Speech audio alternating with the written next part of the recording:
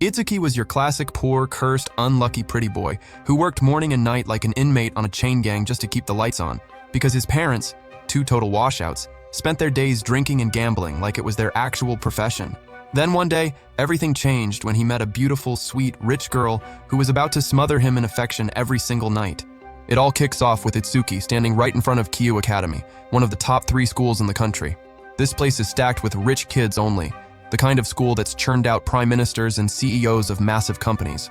Suddenly, someone yells Hinako's name, and it snaps Itsuki's attention right into place. Hinako looks, as always, gorgeous, a total showstopper, everyone's eyes glued to her.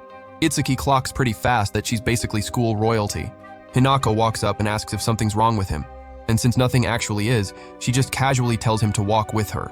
He falls in line beside her immediately, and every student around them is left wondering who on earth this random guy is.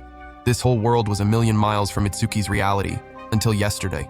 He'd been grinding under the blazing sun to survive, until his boss told him he could head home. It was his last day at that job, and the paycheck had already hit his account. He said his thanks and bolted straight home. Even though he's still in high school, Itsuki works day and night at a rotating cast of jobs because he's dirt poor, thanks to his parents who only know how to drink and gamble. And he has to cover his own tuition solo. It had always worked out fine, until one particular day. Itsuki got home and didn't even notice his parents were there, figured they were asleep. That night, the two of them slipped out quietly. He noticed, sure, but assumed it was just another one of their bender nights, same as always. Then he found a note on the table.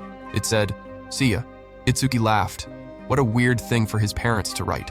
But that's when it hit him. He sprinted to check the bank book, and found nothing. This had to be a joke. His parents had cleaned out his entire savings and skipped town. Itsuki lost every last shred of hope right then and there.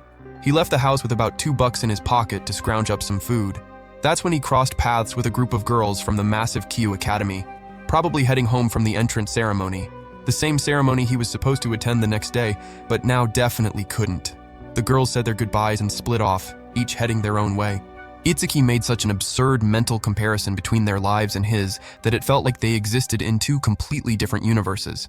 That's when he spotted a student ID card lying on the ground. It belonged to one of the girls. It was Hinako's. He called out to return it, and when she turned around with that stunning look on her face, Itsuki felt like he'd been yanked clean out of his own world. Out of nowhere, a black car rolled up, and 2 guys jumped out. They grabbed Hinako and tied her up. Itsuki tried to step in, but ended up getting snatched right along with her. When they arrived wherever they were taking them, Itsuki immediately warned the kidnappers that his parents wouldn't be able to pay a dime. The thug just told him to shut up. Nobody was even after him in the first place. The guy must have racked up some serious bad karma in a past life, because in one single day he got abandoned by his parents and kidnapped. The kidnappers were digging through info on Hinako. Turns out she's the heir to the Konohana family. There was basically no better target out there. Itsuki heard that and looked at Hinako like she was some modern-day princess, gorgeous and impossibly refined on top of it. Hinako got his attention to let him know she needed to use the bathroom. For Itsuki, this is a pretty terrifying situation to navigate, but, well, even a modern-day princess is still human, right? Things get worse when she makes it crystal clear she's about to have an accident right there if she doesn't go soon. Itsuki tells her to hold it a little longer, but Hinako insists she's going to wet herself completely. So he decides to dump this problem straight onto the kidnappers. They walk her to the bathroom and she comes back saying she feels so much lighter. Hinako turns out to be nothing like the person Itsuki pictured at first. Even the kidnapper turns to his boss and asks if this girl is actually rich, because she's acting so clumsy and awkward. She asks the kidnappers for tea and snacks. Like she hasn't even registered that she's been kidnapped. She's that clueless. The kidnapper hands her a water bottle, but Hinako insists on tea instead. He gets fed up and tells Itsuki to deal with her himself. Itsuki is not thrilled about this at all. Hinako spills the entire bottle trying to drink from it, claiming she's just not used to plastic bottles. Itsuki offers to help, but she hesitates, thinking he's trying to steal the bottle from her. He makes it very clear he has zero interest in stealing water, and even calls her a pain in the neck. In the end, he grabs the bottle, except there's a huge puddle on the floor now, so he tells Hinako to step back. She somehow manages to trip over absolutely nothing and faceplant on the ground. This time, even Itsuki can't help but laugh. Hinako gets up with a tiny scrape on her forehead. Nothing serious. The two start chatting a bit, and she asks why he got kidnapped too.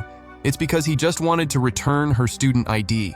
Hinako takes the card back, clicks it in her hand, and says help will show up eventually.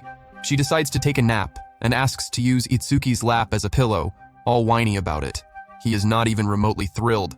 This girl is just as clueless as she is gorgeous. Hinako lies down on his lap and leaves him totally flustered by gushing about how comfortable it is. She asks for a lullaby, except Itsuki doesn't know a single one. So she settles for asking for a funny story instead. One of the kidnappers is on the phone, clearly stressed out, while Itsuki just sits there marveling at how she can fall asleep in a situation like this. Somehow, though, it ends up calming him down too.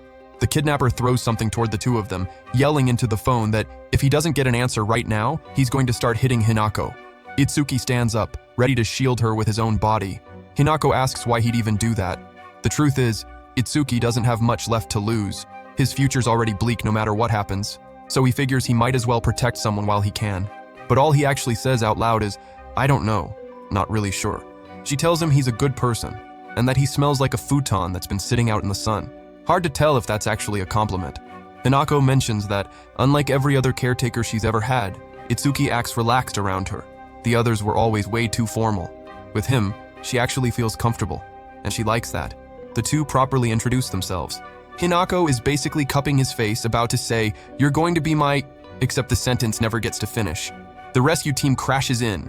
They tackle the kidnappers to the ground, and Itsuki too. Someone reports to the commander, Shizune, that they've caught a third kidnapper. Weird, since intel said there were only two. Hinako calls out to Shizune and explains that Itsuki isn't a criminal at all. Shizune is Hinako's caretaker. She apologizes for how long the rescue took. Apparently, it's Hinako's own responsibility to check in whenever she wants to go out. Annoying rule for her, sure, but the consequence of skipping it is getting kidnapped. Shizune says everything's ready for them to head home, but before that, Hinako points at Itsuki and flatly says, "I want him." Shizune naturally goes along with what Hinako wants and gets everything arranged. Shizune, Hinako, and Itsuki are now in the car, heading toward the Konohana estate. The caretaker can't help admiring how Hinako acts around this boy, but she's already figured out exactly what's going on. Shizune tells him he needs to talk to someone. That's exactly where they're headed. She checks her phone and mentions his background check just came back. She starts rattling off a bunch of information about his life, uncovering things he didn't even know himself. Itsuki is supposed to start his second year at Ryugu High tomorrow, except since he never paid tuition, he's not enrolled anymore. And there's more. Rent and utility bills are overdue too. He's about to lose his house on top of everything. The poor guy's situation just keeps sinking. Shizune offers him a job, working for Hinako. Itsuki panics. He doesn't want to become anyone's maid. Shizune clarifies that's not it. Maybe he'll be more of a butler. Except, that's not quite it either, apparently. She gives him one dead serious warning. If he does anything inappropriate with Hinako, she'll cut off a certain body part of his. In the end, what they actually want is for Itsuki to act as the girl's personal caretaker. They finally arrive at their destination, and Itsuki is floored. And this is just the Konohana family's vacation home. It already makes his old place look like a literal doghouse. The three of them walk while Shizune explains a few things. This is the main residence of the Konohana family's only daughter. Itsuki gets chills just looking at something so far removed from his own little world. Shizune tells him he'd better get used to it, because he's going to be seeing this every single day from now on. They step into a room to talk with Mr. Kagan, Hinako's father and president of the Konohana group. He notices the exact same thing Shizune already picked up on. He tells Itsuki that his daughter has genuinely gotten attached to him. The little goofball even fell asleep standing up. If she's already this attached to someone she just met, that's a clear sign he's the one meant to be the caretaker she's always needed. To explain what a caretaker actually is, Kagan needs to fill in more of Hinako's backstory. The lights dim, and some recordings start playing on a screen. It's footage from inside Kyu Academy. There, Hinako behaves flawlessly around everyone. In class, she comes across as brilliant. Itsuki gets more and more stunned, so much that he actually asks who that girl in the video even is. Shizune answers, "It's Hinako herself." Yes, the exact same one he's pointing at right now. Seems impossible. Kagan shows that his daughter is fully capable of playing the perfect lady when she's around other people.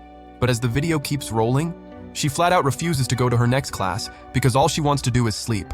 Kagan says that this, the one Itsuki actually met, is the real Hinako. She turns into this whenever she's not surrounded by a crowd. Total goofball mode. The girl shown on screen was Hinako's last caretaker. A few days ago, she was hospitalized with a stress ulcer and quit right after. The caretaker's job is to operate behind the scenes, making sure this goofy side of Hinako never gets exposed to the public. Kagan really wants Itsuki to take the job. As for pay, 20,000 yen a day, 3 meals, and housing included, he's floored by the number. Kagan, assuming that's too low, immediately bumps it up to 50,000. Except, no, Itsuki was actually expecting something closer to 8,000 a day. Kagan warns him the job is tougher than it looks. Hinako needs to play the perfect lady for the world because she wants to land the best possible marriage. On top of that, the Konohana group is dealing with everything from internal power struggles to pressure from rival companies. It's crucial that she marries well. The caretaker's job is to make sure she's flawless everywhere, from school events to high society functions, and to protect the Konohana brand's image. Itsuki picks his own salary, 20,000 yen, and he starts the very next day. Without a caretaker, Hinako can't even function inside her own house. Kagan gives him one final warning. If Itsuki does anything with his daughter, he's not cutting off any body parts. He's just going to kill Itsuki outright. Shizune leads Itsuki to his room. Everything's already set up, uniform included, hanging right in the closet. And it's not some servant's uniform. It's the actual Kyu Academy uniform. Lucky him. The two of them are even in the same year. Itsuki feels uneasy, way too far beneath everyone to attend a school like this. Shizune hands him his cover resume. It says he's the heir to an IT company. Nothing flashy enough to draw attention, he'll basically stay invisible. But there's still one issue. Can he actually keep up with the advanced coursework there? Shizune says it won't be too rough since his grades are excellent. He's a serious student. He's still nervous about it, and that's exactly why she's here. She's going to train him on his caretaker duties, starting with manuals and reference textbooks. Every single day, Itsuki will spend the time before dinner prepping for the next day's classes. And it's not just academics. He'll also be learning etiquette, manners, and self-defense. The self-defense part worries him a little, but not too much. Itsuki's built some serious strength from all that manual labor. After lessons wrap up, Shizune is going to put his skills to the test. The two square off, and she has Itsuki begging for his life. He's still got a lot to learn. After a completely insane day, he flops onto his bed to catch a break. Except something moves under the covers. It's Hinako, asleep in his bed. He nearly jumps out of his skin. She casually tells him her caretaker's bed is her bed too. Itsuki has no clue what to do, so he flips through the manual for guidance. That's when he gets a text from Yuri, his childhood friend. She'd texted earlier asking if they're walking to school together tomorrow. But with everything going haywire in his life, Itsuki totally forgot to reply. He tries to think of a way to explain and types, "Some stuff came up, and I won't be going to the same school anymore."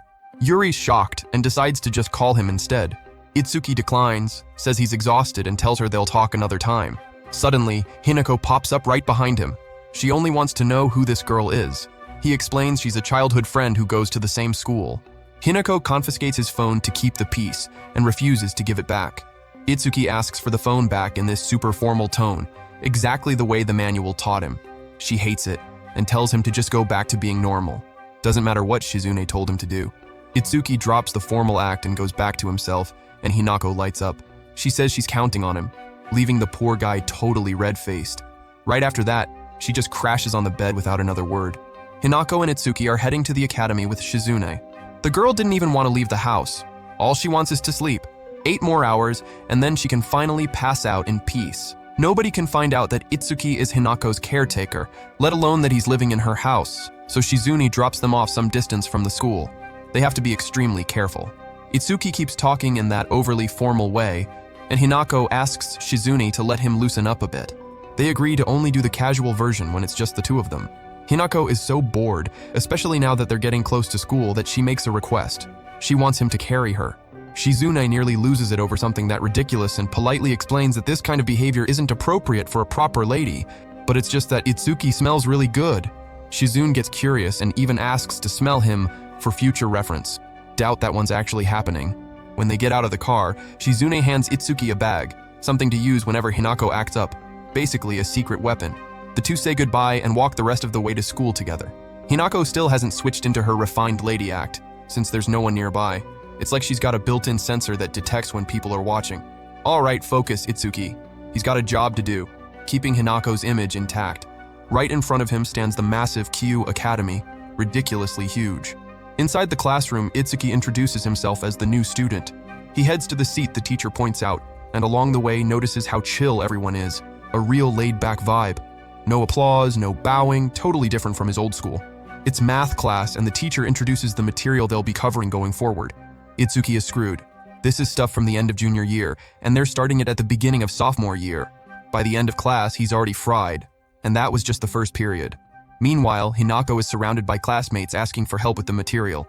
In public, she's flawless. Some guy suddenly walks up to Itsuki, saying it's pretty bold of a newcomer not to greet him first. He starts demanding compensation, and Itsuki is scared out of his mind. A girl shows up and scolds the guy for scaring people for no reason. Turns out it's just their usual bit. The guy's name is Katsuya, she's Karen. Katsuya can tell just by looking that Itsuki's first class was brutal, totally normal for any transfer student.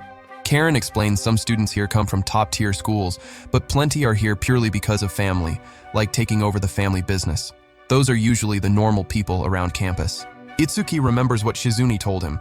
Stay formal, since being a company heir counts as normal at this school. He explains he's the heir to an IT company. Nothing huge. So yeah, he's just a normal person. Exactly what Katsuya and Karen already assumed. Students in the same boat tend to stick together for support. It's rough dropping into a school like this from a regular one. The two of them offer to help Itsuki out since they're normal people too. The kindness is enough to nearly bring the poor guy to tears. He thanks them, way too formally. Katsuya tells him to drop the formal thing. They're classmates after all. Itsuki explains it's just his family's policy, so there's not much he can do about it. Katsuya finally asks the question he's actually been dying to ask. So what's your deal with Hinako? The mood gets heavy. Feels like Itsuki's about to get thrown under the bus depending on his answer. He explains their parents had some kind of connection, so she was kind enough to walk him to school. Katsuya, still looking ready to stab him, asks if she's his fiancée or something. Itsuki denies it instantly. Katsuya visibly relaxes. Because Hinako is basically a full-on celebrity around here. Not only is she top of the class, she's a total knockout too. At lunch, Itsuki follows Hinako to a quiet, secluded spot where she always eats alone. Time to eat on a genuinely nice day. The lunchbox leaves Itsuki stunned. He's never seen food that fancy before. The cafeteria is even fancier, but since there's stuff Hinako doesn't like, she prefers bringing lunch from home. Itsuki asks what she doesn't like to eat, and she starts listing off basically every vegetable in existence. Hinako hates vegetables. She asks him to feed her. He's mortified at first, but calms down and does what she asked. Then she returns the favor by feeding him too. Itsuki is blown away by how good it tastes. Hinako smiles and says that as his owner, she has to feed him. Then she lowers her head and mentions it'd be a problem if he ever got tired of her. Itsuki takes the chance to ask why her last caretaker quit. Hinako doesn't know why. She just knows the caretaker only lasted 2 weeks. The one before that lasted 3. A month, tops, in that role. Itsuki tries to wrap his head around why anyone would walk away from a job with conditions this good. Free housing, meals, 20,000 yen a day, and enrollment at a school like this. Hinako asks, "What about me though?" He doesn't quite follow, so she rephrases, "Don't you want to marry someone rich?" Itsuki has no idea how to respond, but really all she wants is for him not to quit. After a bit, Hinako crashes on his lap. Normally this kind of moment would leave anyone giddy, but for some reason, it just makes Itsuki feel calm. Suddenly his phone rings. It's Shizune. She asks if Hinako's next to him. Itsuki confirms she is, asleep. Shizune says that until he settles into the job, she's going to keep calling to check in during lunch like this. She asks if he's talked to anyone else, and he mentions Karen and Katsuya. Shizune flips through a notebook of student info and tells him which company Karen's family runs. Itsuki is floored. It's one of the top 5 electronics retailers in the country, and she had the nerve to call herself normal. Same deal with Katsuya. His family runs a hugely wealthy company too. Itsuki feels betrayed. Another class goes by, and Hinako's as impressive as ever. Itsuki figures things are fine since she's always surrounded by people. Shizune calls again. Turns out Hinako's student ID probably fell somewhere. There's a big gap between where her tracker chip is and where the one attached to the ID actually is. Based on that, Itsuki guesses it's probably in the bathroom. Shizune tells him to figure out a way to get it back. But how the heck is he supposed to pull that off? Out of nowhere, a girl walks up and asks if he's having trouble with something. Gorgeous, with curly golden hair, she introduces herself as Mirai, the only daughter of the Tenoji group. Itsuki just responds with a flat, "I see." This absolutely infuriates Mirai, who asks if he's ever even heard of the Tenoji group. Since he has zero clue, he bows and apologizes for his ignorance. She's beyond bothered. This is way more than just ignorance. The Tenoji group started in mining and is now the biggest non-ferrous metals manufacturer in Japan. Their scale rivals the Konohana group. Just from his reaction, Mirai can tell he's familiar with the Konohana name, and he confirms it. She practically shakes with resentment. Her rivalry with Hinako runs deep because her own reputation never manages to spread out from under Hinako's shadow. Setting her frustration aside, she asks if he's dealing with some kind of problem. He explains a student ID got left behind in the girls' bathroom. Mirai hands it over, all huffy, and demands to know how the heck a guy even knew it was in there. Itsuki explains the owner asked him to look, so he figured that's where it'd be. He can't reveal whose ID it is, since Mirai clearly despises Hinako. She asks if that doesn't just make him a servant and insists that's not okay. Since he attends this school, he's destined to be a leader someday. If he keeps letting himself get used like this, his future doesn't look very bright. Itsuki says he'll be more careful. Mirai still doesn't see an ounce of confidence in him and tells him to respond with more backbone, which he immediately does. Lastly, she tells him to fix his posture because that's where real self-confidence comes from. She struts off proudly, telling him to look for this beautiful golden hair next time he's in trouble. Without thinking, Itsuki blurts out, "Wait, are you even allowed to dye your hair at this school?" He genuinely believes that hair is dyed. Mirai looks offended and storms off in a huff, swearing on her life that she never dyed her hair, which now everyone can be 100% sure. It's definitely dyed. After one more class, Karen and Katsuya invite Itsuki to a welcome party. Unfortunately, he can't make it today. He needs to get home as soon as possible. Rain check then. Itsuki goes to find Hinako, who's at the pond feeding the fish. He tells her they need to go, but she flat out refuses. Wild. This is the same girl who was dying to get home earlier. Itsuki tries to physically drag her away, but this girl's got some seriously stubborn resistance. Then he remembers the secret weapon Shizune handed him earlier, a bag of chips. Hinako is obsessed with them, and she'll only hand it over if she's willing to leave. It's a temptation she can't possibly resist. Shizune goes to pick up Hinako, then Itsuki, in a separate spot. The first day wiped him out, but things stayed just as tough back home. Prep lessons, etiquette training, self-defense drills. When training wraps up, with Itsuki nearly losing his life in the process, Shizune remarks that he's picking things up shockingly fast. He takes the chance to ask, why has none of her past caretakers lasted more than a month? Shizune explains they were all personally hired by Mr. Kagan, and Hinako never managed to build any trust with them, probably because she found them all way too rigid. This is the first time they've hired someone completely ordinary, with zero ties to the Konohana family. Itsuki heads out exhausted, wondering if he can survive the days ahead, since even day one was this draining. He finds Hinako, who doesn't even get close before catching a whiff of his sweat. Time for a bath, apparently. She grabs his hand and drags him to her princess-style bedroom, and then straight to the bathroom. She starts stripping down, asking if they can bathe together. The two of them get into the tub, and somehow there's a swimsuit already laid out for Itsuki too. The poor guy has to make sure he doesn't look at her.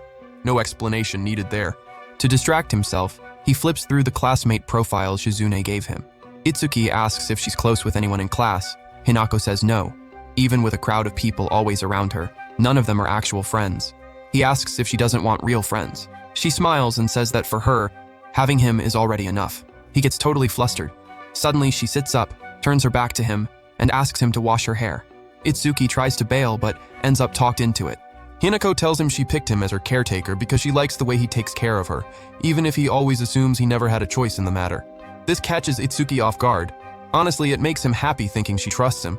She stands up wanting to take off her swimsuit top, saying it's bothering her, and it's not even that great to wear one in the bath anyway. She strikes a slightly questionable pose and admits she only wore it because Shizune insisted. Itsuki turns away, completely flustered, and suddenly realizes something about what she just said. She told Shizune she was bathing with him, and that's when he finally clocks the terrifying, murderous glare lurking right behind the door. Bath time's over, and Shizune pulls him aside for a talk. She says she's been watching the entire time, worried out of her mind, but she admits he did a good job, and she's already left a fresh change of clothes in the locker room. She also hands him a little bottle of anti-arousal medication, just in case he ever starts feeling attracted to Hinako. Little white lie from Shizune. It's actually just a vitamin supplement. Day 2 of school. Itsuki messes something up right off the bat and ends up sprinting out the door after realizing he forgot the one thing he needed, his actual shoes. He finally finds them, but he's still rushing so he doesn't show up late. He ends up crashing into a girl, and the two of them instantly recognize each other. Itsuki tries to play it off and slip away, but she's not having it. "Aren't you Itsuki?" The poor guy doesn't even know how to lie his way out of it. The girl runs straight at him, dead certain he's the real Itsuki, and tackles him into a hug, sending them both to the ground, bawling on top of him, saying she missed him so much.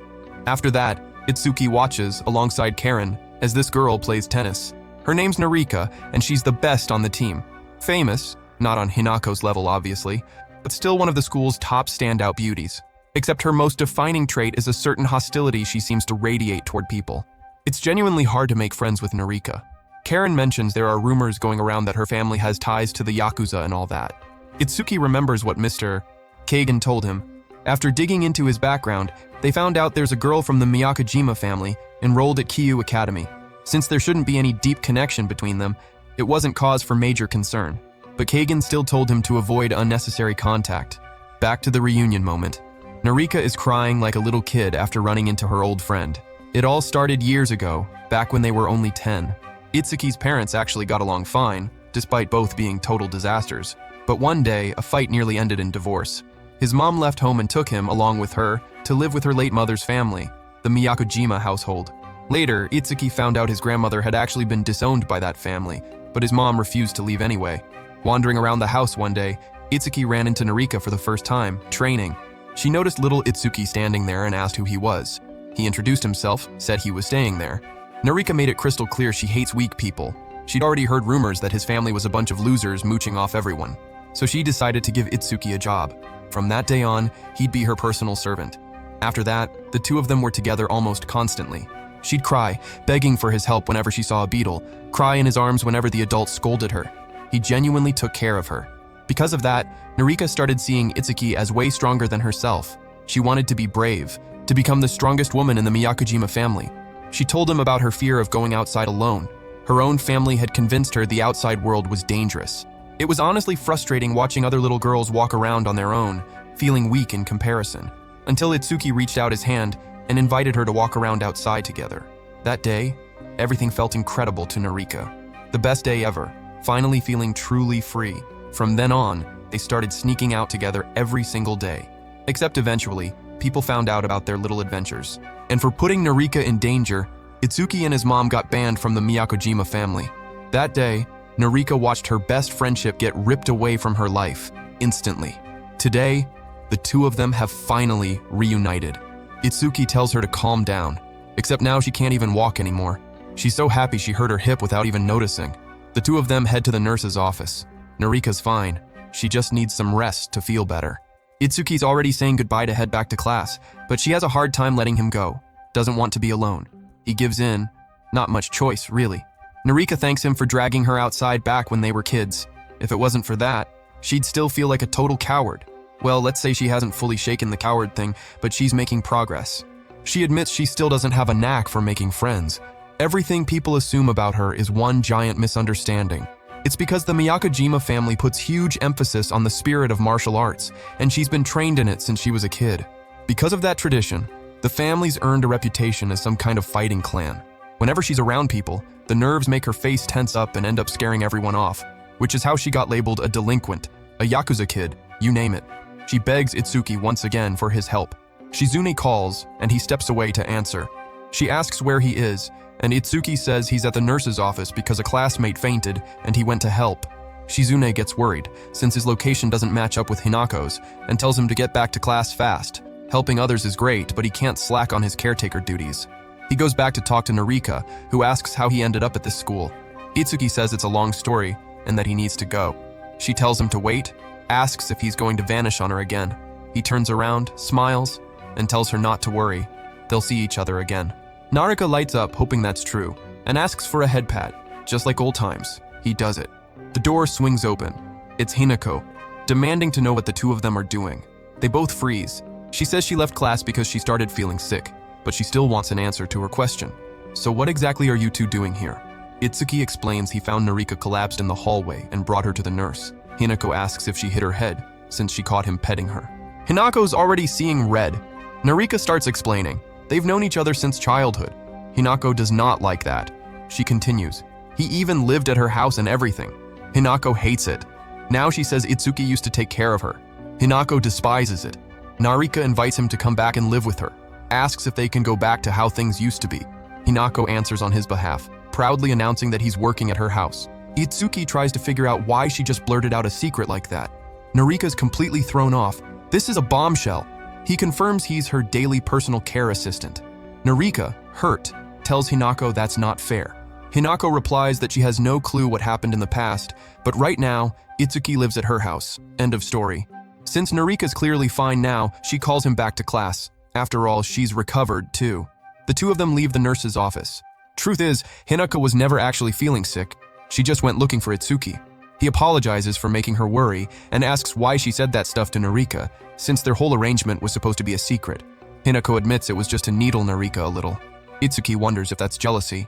But honestly, he can't believe someone as clueless as Hinako would actually feel jealous over him. She asks, "Whose caretaker are you?" He answers, "Yours." Hinako's satisfied, all good now. Then she remembers they're about to get scolded by Shizune, and Itsuki panics, worried he's about to get fired. They're already heading home. Shizune says Itsuki isn't getting let go. Hinako's just as much to blame here. She already knew Narika was his relative, but had no idea they actually knew each other personally. She's going to come up with an excuse for him to give the girl and smooth over the whole mess. Shizune then turns to Hinako and asks why she was clinging to him like a koala for that long. Hinako just asks Itsuki to pat her head, and he does. The next day, everyone's gathered for tea, a welcome celebration. Itsuki's never done a formal tea thing in his life, let alone with people this high profile. It all started that morning, when Karen and Katsuya invited him to a get-together after class. This time he actually asked Shizune for permission and she said yes, said he could bring whoever he wanted. At lunch, Hinako announces she's coming too. She calls Shizune to ask permission, and Shizune says yes, purely because Itsuki's going to be there. Afterward, he goes to find Narika. Since she wants to make friends, this is the perfect opportunity. The two step outside to talk. She says she hasn't forgiven the betrayal. She really did want to move back in with him. The words slip out before she can stop them, and she turns bright red with embarrassment. Itsuki repeats the cover story Shizune told him to use, says he was adopted, and his adoptive father runs a company that's friendly with the Konohana group. Thanks to that connection, he gets etiquette lessons at their house. Lastly, he tells her she can't share this with anyone. After all that explaining, he invites her to the tea gathering. She's overjoyed. Of course she's coming. After that, Itsuki sprints through the halls trying not to be late. He runs into Mireille, who's already heard about his connection to Hinako. Itsuki asks if she dislikes her. Mireille, intrigued, says she wouldn't exactly call it dislike. It's more that Hinako keeps overshadowing her in looks and academics. At least, that's how things play out in Mireille's head. She keeps rambling on, making it very clear just how bothered she is by the whole thing. Itsuki invites her to the tea gathering after class. At tea time, all three beauty queens he invited are gathered together. Karen and Katsuya are struggling to wrap their heads around how something like this happened in just a few days of Itsuki being at the school. Well, it just did. Everyone introduces themselves. Narika's the only one who's a complete nervous wreck. She even trips over her words, poor thing. Itsuki tells her she doesn't need to be so nervous, and she explains their childhood connection. He takes the opportunity to shut down all those rumors about her. Really, Narika just struggles with conversation and that's it. She tears up again, but now everyone's actually talking to her. What a relief. They chat about how everyone spends their free time. Hinako says she spends hers snacking and studying. Mireille corrects Itsuki's posture again. Katsuya asks what regular schools are like since the customs are so different. What kind of customs does he even know? He brings up the 3-second rule and demonstrates it live. If food drops on the floor and you pick it up and eat it within 3 seconds, it's totally fine. Hinako tries the rule too, even after he specifically asks everyone not to copy it. Could have been a health disaster, but somehow everyone just ends up having fun with it anyway. By the end of the day, they all say their goodbyes. Mireille even tells Hinako it was fun despite everything, and tells Itsuki he looks way more attractive when he keeps his back straight. Narika has to walk home since her car's stuck in traffic, so Itsuki decides to walk her there himself, and even Hinako's fine with that. The two of them walk and chat about the day. It was amazing. This was the day that changed Narika's whole life. At the end of it all, Itsuki really is her hero, but she still can't help feeling like it's unfair, because deep down, what she really wants is to move back into his house again. Itsuki had been drilling table manners nonstop, and, real talk, he'd basically mastered everything he needed to already. And obviously, the mastermind behind that miracle was Shizune. But here's the catch. Until Itsuki hits an acceptable level of proper etiquette, he's not allowed to eat dinner with Hinako. So the poor girl's stuck eating solo in the dining hall, with nothing but a maid for company. Rough deal, right? Shizune drops the news that the plan going forward is to ramp up Itsuki's workload. Eventually, he's expected to be on Hinako duty from the second she wakes up until she's tucked in at night. That's a full-time grind. A few days later, Hinako and Itsuki are back to bathing together. Once that's done, it's Hinako's turn to hit the shower. And Shizune's already made herself crystal clear on this one. That shower is a no swimsuit zone. And yeah, obviously Itsuki is not allowed in there with her, unless he's got a death wish. Anyway, Itsuki asks Hinako to hand him the wash basin. She grabs it but fumbles the handoff and drops it on the floor. No worries though. She pulls out the 3-second rule she picked up from Itsuki himself, so technically it's fine. Hinako, for the record, thinks that rule is hilarious. She asks Itsuki what he and Narika were talking about when they got some alone time after tea.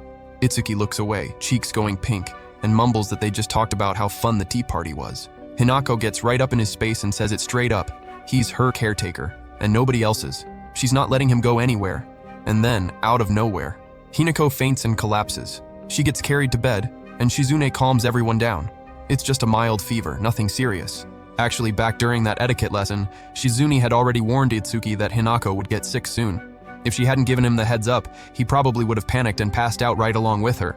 Shizune knows exactly when these fevers hit because it's basically clockwork at this point.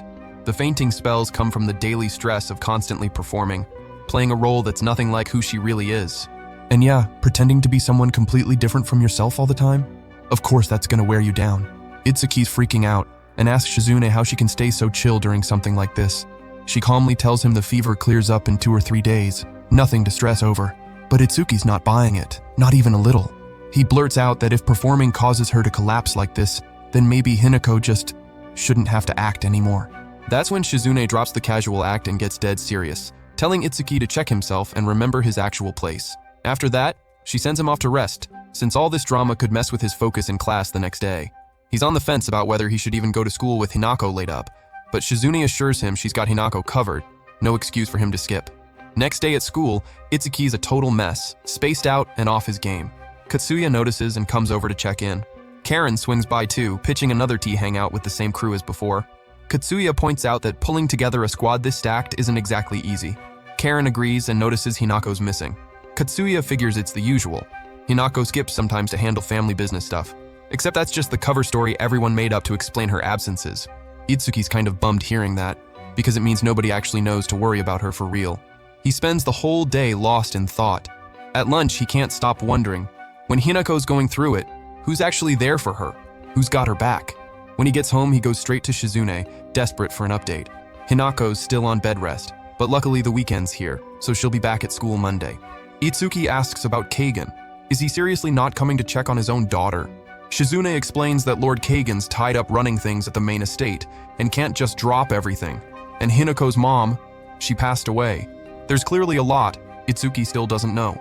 After sitting with that for a bit, he asks if they can wrap up the lesson early that day. Shizune agrees, but only if they crank the pace up 50% faster than usual, and Itsuki has to keep up. So, it's speedrun study time. Itsuki's still not sure he's got what it takes to always be there for Hinako, but right after, he heads to her room to check on her. She's already awake, sits up, and thanks him for being there with her. Of course he'd show up. He's her caretaker. That makes her happy, and she asks him to hold her hand tight. After a bit, Hinako drifts back to sleep. Itsuki brushes her bangs back, telling her everything's okay. Then she starts calling out for her dad in her sleep. And that's when it clicks for Itsuki. What Hinako actually wants from a caretaker is that feeling of having a family. Itsuki gets it completely. He's caught himself wishing for a family too, always being so alone. Shizune shows up at the door, and since Hinako's out cold, asks to talk to Itsuki outside. There's something important she needs to tell him. Except Hinako's got a death grip on his hand. No way around it. Shizune's gonna have to say it right there in the room. The real reason Hinako's been performing this whole time is to find someone suitable to marry. But that's just the secondary reason. There's a much bigger goal at play, bringing in an adopted son-in-law for the Konohana family. Lord Kagen has an older son, Hinako's brother, Takuma. There's a massive age gap between the two, and since Takuma lives in a separate mansion, Hinako barely ever sees him. Normally, Takuma would be the heir, but Kagen doesn't trust him to actually run the Konohana group. So instead, an adopted son-in-law becomes head of the family, with Hinako leading the group alongside him. Hinako has to keep up a spotless image. One slip-up and everything could come crashing down. Itsuki fully gets the weight she's carrying now. He asks if that means he's just supposed to sit back and do nothing, since Shizune already told him yesterday to know his place. Exactly. All Itsuki needs to do is support Hinako while staying fully aware of where he stands. Shizune steps out. Now all that's left for Itsuki is to keep her company while she rests. Stay by her side, be present, and give her that family feeling she's been chasing. Monday finally rolls around, and just like Shizune promised, Hinako's back at school. At lunch, she offers Itsuki the vegetables off her plate, but he turns her down and tells her to quit being such a picky eater. Hinako only agrees to eat when Itsuki tells her he'll be happy seeing her healthy. Fair warning though, she had to force down something she genuinely hates. Then Shizune hits Itsuki with a new task, waking Hinako up. From now on, that's his job too. He heads to her room and tells her it's time to get up. She begs for 3 more hours, and pointing out she'll be late doesn't help. Being late is literally what she's going for right now. She finally sits up and clocks exactly who's responsible for wrecking her sleep. Itsuki. Once she sees it's him, She flops right back down like a rag doll and goes, "Carry me." He does it, tells her. Her clothes are laid out and says he'll wait outside while she changes. Except, nope. Hinako asks Itsuki to change her clothes for her. He spirals into full panic mode, but ends up going along with it, doing everything he can to keep it together. Shizune knocks to mention something she forgot to bring up. Sometimes Hinako says things half asleep that she doesn't fully mean, like asking for help changing. Shizune asks, dead serious, whether Itsuki took any of those requests literally, already fully prepared to remove a certain part of him permanently depending on the answer. Itsuki swears up and down he didn't take anything seriously, genuinely terrified for his life at this point. All right, off to school they go. There, Itsuki finds out exams are coming up. At this school, tests happen earlier than usual. Katsuya breaks it down and hands him some old exam questions. Itsuki skims them and realizes he's basically staring down a cliff. At lunch, he tells Hinako the exams are going to be brutal. She warns him that his grades better be decent, bomb it, and he can kiss the caretaker job goodbye. But don't worry, because she's going to personally tutor him. Might not look like it, but she's got the best grades out of the whole second-year class. After lunch, Karen and Katsuya come talk to Itsuki about the exams and study strategies. They ask how he used to study at his old school. Itsuki mentions pulling all-nighters sometimes, or doing group study sessions. The two get super curious about that idea, and he explains, it's basically just getting a group together to study as a team. They think it sounds so fun that they decide to do it themselves. Could be a good time, and it's the perfect excuse to pull in that same tea party crew. And then study session day arrives. Everybody's there. Katsuya mentions how lucky they are to have both of the second year's top students in one group, starting with Hinako. Itsuki asks who's number 2, and Mirei answers all casual, but with some very obvious salt about being ranked second. Karen's grades are solid too, but she brushes it off and changes the subject to Narika. Narika admits she's only good at history and PE, thanks to her family's traditions, and she crushes those subjects. Everything else? She's barely scraping by. Mirei suggests splitting the group into tutors and students. Mirei, Hinako, and Karen will teach since their grades are strong.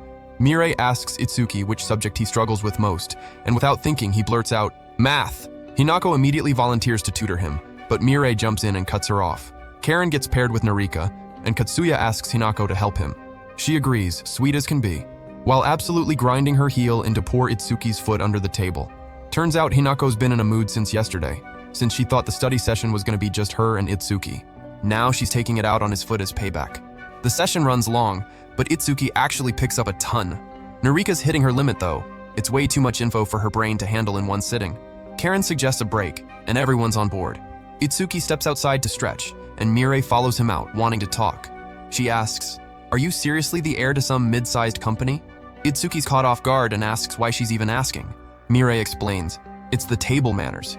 He can pull off the basics, but it all looks kind of thrown together, like he learned it all recently and way too fast. At least that's how it looks to her. She wonders what could be driving him to work this hard, figuring the answer's probably buried somewhere in Itsuki's backstory. She says it's just curiosity, and almost lets something slip, but decides to hold back.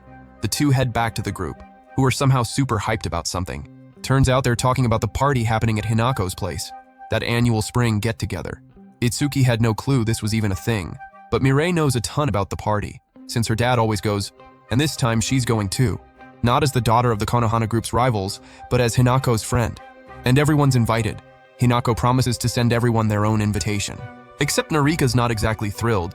She's not really a party person, and being out in public like that is basically her nightmare. And just like that, exam time hits. 3 straight days of it. There are even some extra subjects other schools don't teach, like economics. The last day was rough for Itsuki, but he gave it everything he had. Back home, Hinako crashes in Itsuki's bed while he keeps grinding through his studying. Even after exams wrap up, he wants to keep the momentum going. But it's getting late, and Hinako needs to head to her own bed. She's already crashed in other people's beds enough for one lifetime, except she's not even tired. So Itsuki suggests going for a walk, somewhere Hinako really likes. She's got a favorite little spot on the estate, and that's exactly where she decides to take him. After getting lost a few times along the way, she finally finds the right path. Turns out it's a service entrance. Every once in a while, Hinako sneaks out through there to reach the garden. She and Itsuki slip out, both fully aware that getting caught means they're toast, but there's nobody around, so they're in the clear. With the coast clear, Itsuki pulls out a popsicle he'd been hiding and hands it to Hinako. Shizune can never find out about this. She takes a bite and is instantly obsessed with the flavor. The two just sit there for a while chatting. Hinako admits she feels better whenever Itsuki's around, and that for now, everything feels okay. She's realized something ever since he showed up. What's most comfortable isn't always what's best. Suddenly, the popsicle melts and drops on the ground. Itsuki has to scramble to stop Hinako from pulling the 3-second rule on it. But in the end, the two of them just crack up laughing together. They head back to the mansion feeling satisfied, and Shizune was there the whole time watching everything unfold.